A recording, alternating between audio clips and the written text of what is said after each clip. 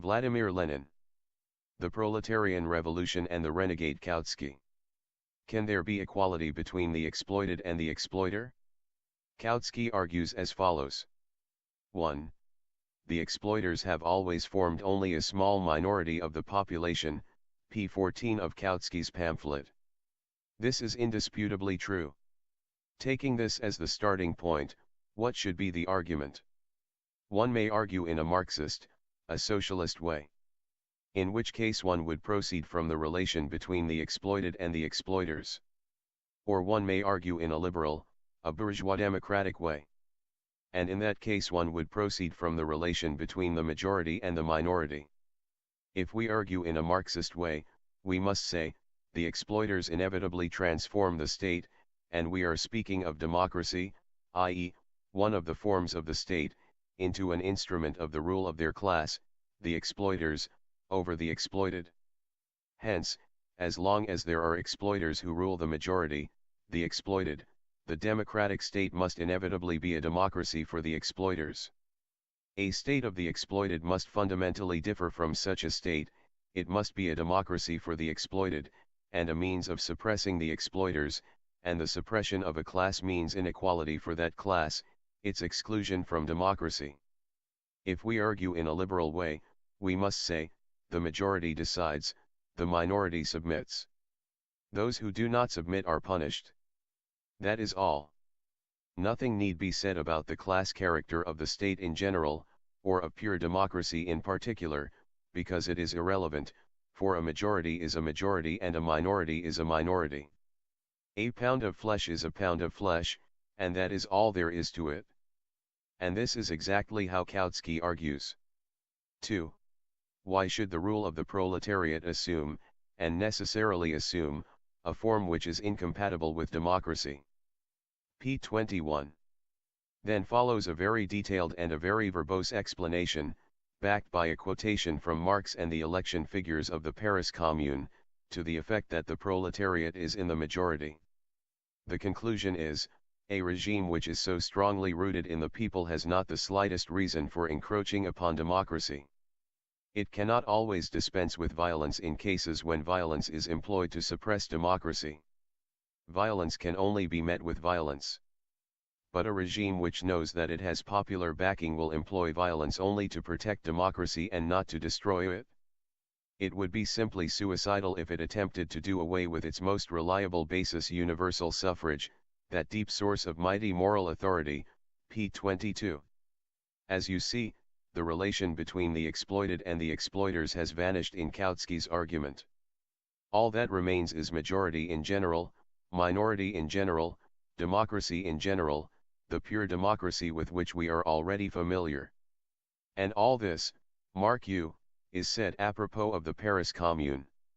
To make things clearer, I shall quote Marx and Engels to show what they said on the subject of dictatorship apropos of the Paris Commune. Marx: when the workers replace the dictatorship of the bourgeoisie by their revolutionary dictatorship, to break down the resistance of the bourgeoisie, the workers invest the state with a revolutionary and transitional form, see footnote 14. Engels: and the victorious party, in a revolution, must maintain its rule by means of the terror which its arms inspire in the reactionaries.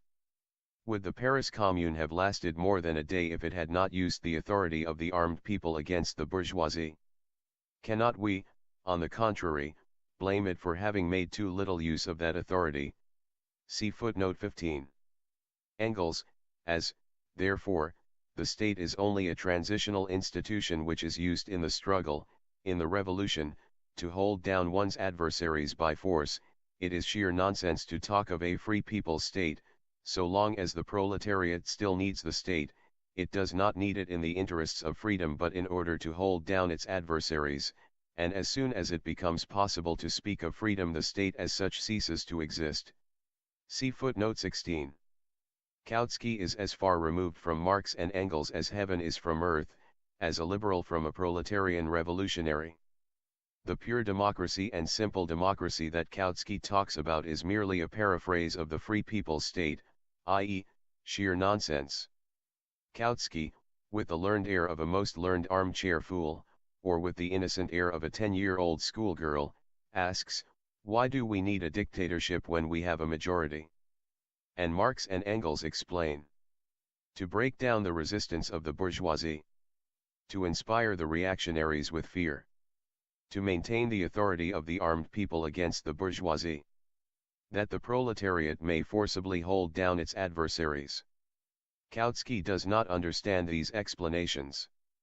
Infatuated with the purity of democracy, blind to its bourgeois character, he consistently urges that the majority, since it is the majority, need not break down the resistance of the minority, nor forcibly hold it down. It is sufficient to suppress cases of infringement of democracy.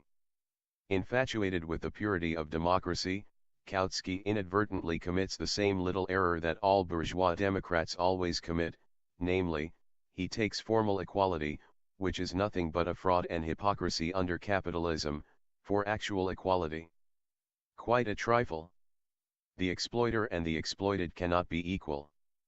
This truth, however unpleasant it may be to Kautsky, nevertheless forms the essence of socialism. Another truth, there can be no real, actual equality until all possibility of the exploitation of one class by another has been totally destroyed. The exploiters can be defeated at one stroke in the event of a successful uprising at the center, or of a revolt in the army.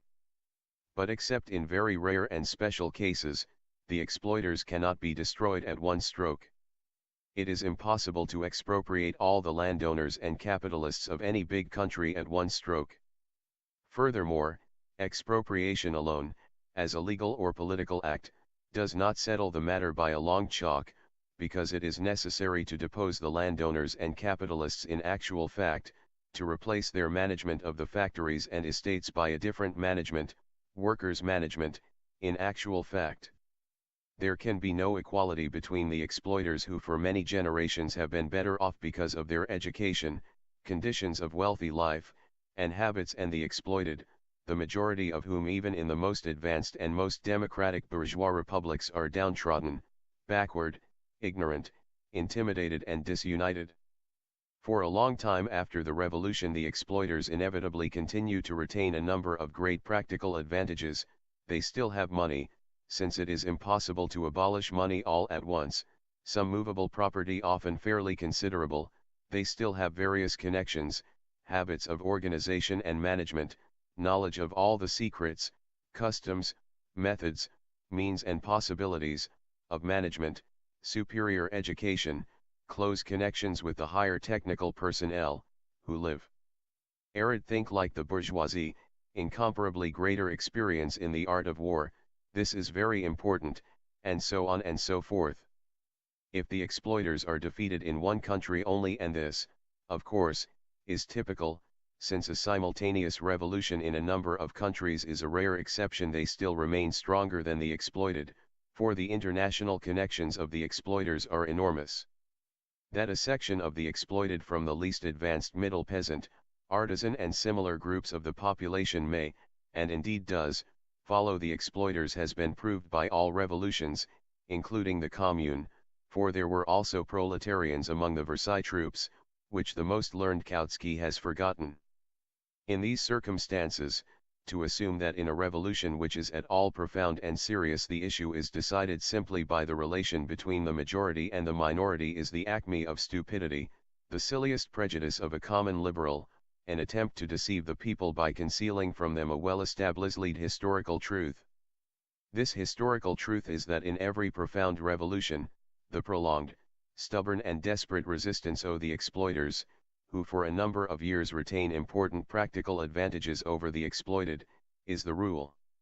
Never except in the sentimental fantasies of the sentimental fool Kautsky will the exploiters submit to the decision of the exploited majority without trying to make use of their advantages in a last desperate battle, or series of battles. The transition from capitalism to communism takes an entire historical epoch. Until this epoch is over, the exploiters inevitably cherish the hope of restoration, and this hope turns into attempts at restoration.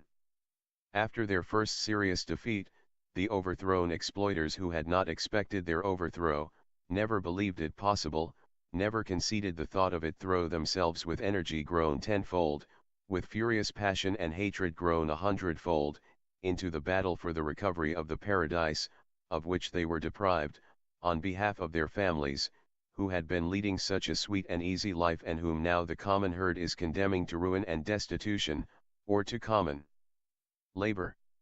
In the train of the capitalist exploiters follow the wide sections of the petty bourgeoisie, with regard to whom decades of historical experience of all countries testify that they vacillate and hesitate, one day marching behind the proletariat and the next day taking fright at the difficulties of the revolution, that they become panic-stricken at the first defeat or semi-defeat of the workers, grow nervous, run about aimlessly, snivel, and rush from one camp into the other just like our Mensheviks and socialist revolutionaries.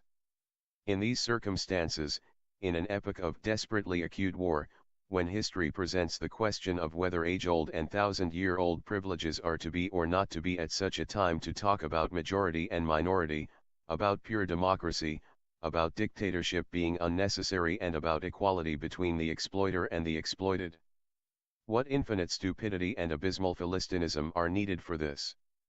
However, during the decades of comparatively peaceful capitalism between 1871 and 1914, the Augean stables of Philistinism, imbecility, and apostasy accumulated in the socialist parties which were adapting themselves to opportunism.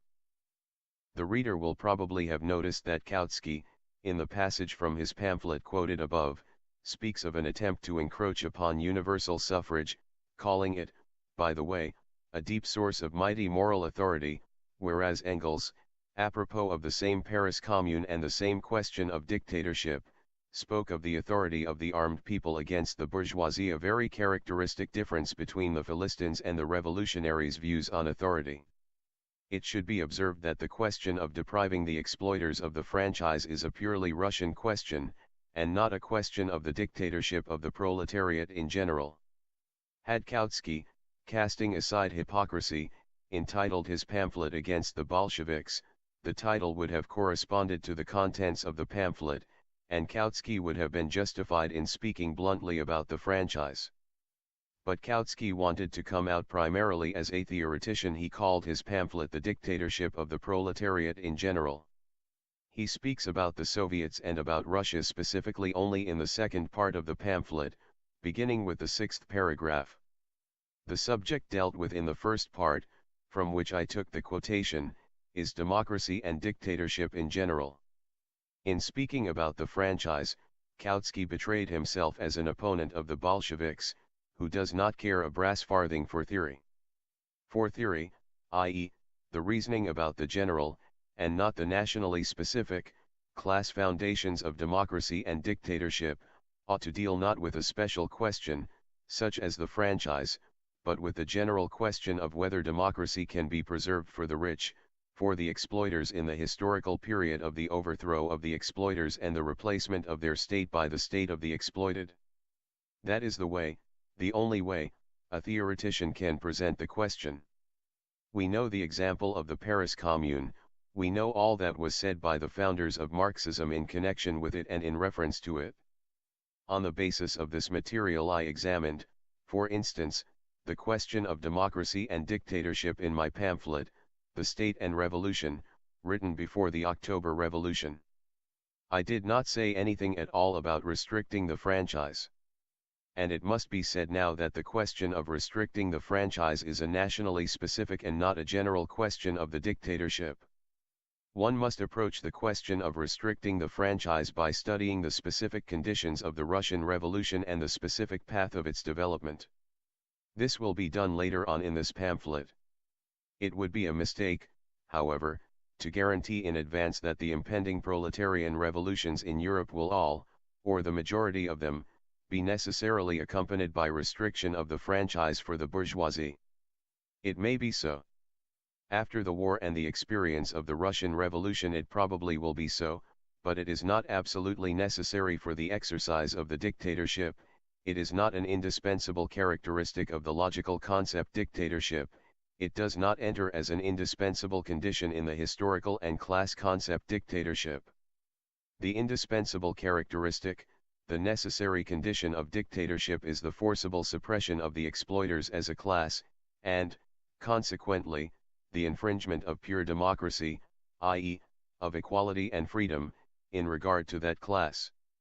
This is the way, the only way, the question can be put theoretically.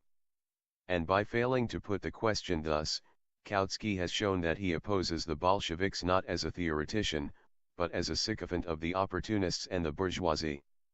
In which countries, and given what national features of capitalism, democracy for the exploiters will be in one or another form restricted, wholly or in part, infringed upon, is a question of the specific national features of this or that capitalism, of this or that revolution.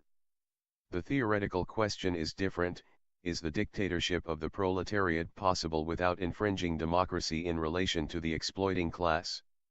It is precisely this question, the only theoretically important and essential one, that Kautsky has evaded.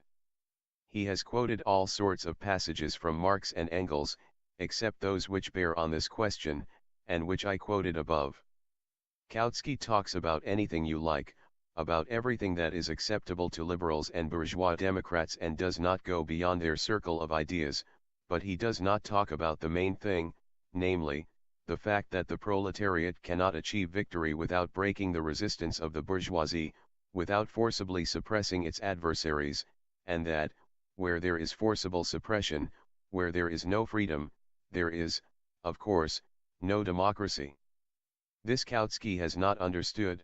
We shall now examine the experience of the Russian Revolution and that divergence between the Soviets of Deputies and the Constituent Assembly which led to the dissolution of the latter and to the withdrawal of the franchise from the bourgeoisie. Endnotes. 14. See Marx's article L'indifferenza in materia politica, on political indifferentism, Alleninato Republicano for 1874. 15. Marx and Engels, Selected Works, Moscow, 1962, Volume I, p. 639. 16. See Engels's letter to A. Babel of March 18 to 28, 1875, Marx and Engels, Selected Correspondence, Moscow, 1955, p. 357.